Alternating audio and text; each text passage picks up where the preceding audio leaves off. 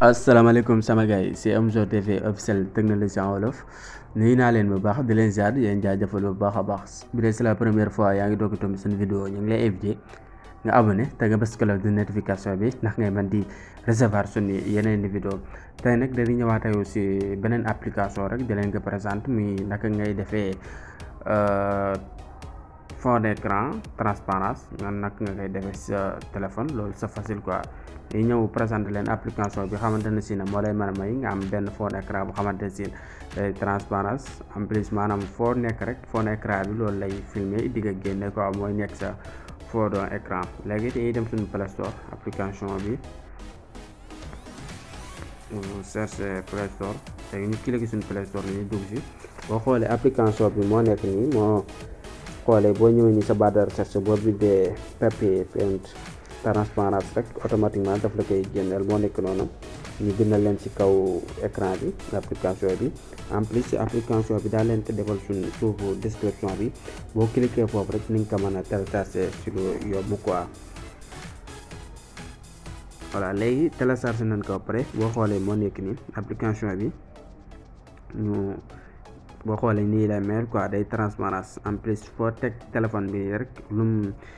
photo nii ci kanamam rek loolu mooy nekk fond d'écran bi muy transparence application bu neex la te ñu bëri ñu ngi koy utiliser léegi dañuy def ouvrir dafay ouvrir application bi ibbu ko noonu ñu bàyyi mu chargé yi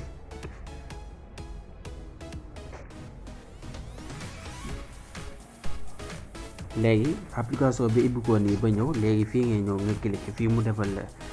début léegi ñu cliquer si ñu cliquer nii dañ koy autoriser fii waaye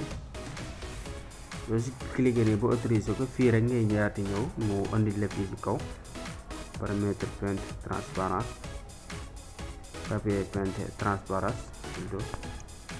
nga cliquer si léegi nga def fi ok dafa ok nga ñëwaat fi nga autoriser ko boo ko autorisé rek automatiquement dina la indil fii papier peint transparence léegi da ngay sélectionné léegi boo sélectionné fii dina la indil fii maanaam écran ak kii nga ko bëgg a def maanaam fond d'écran bi écran de ak kii nga ko bëgg a def wala écran de ak kii de visualisation moom nga ko bëgg a def par exemple bu téléphone bi tëjoo rek mu indi fond d'écran boobu wala plus écran de ak kii rek foo duggee si téléphone bi rek boobu la lay indil léegi dañuy cliquer si écran de ak kii bi boo si cliquer rek automatiquement dafay indi lii même bu la indilee fii mën ngaa bës bien rek nga defaatoo tour nga cliquer waat si léegi boo si cliquer waatee automatiquement daf lay indi lii quoi waaye yaa ngi gis ni par exemple léegi buñ ko bëggoon a def lii nii fond d'écran nii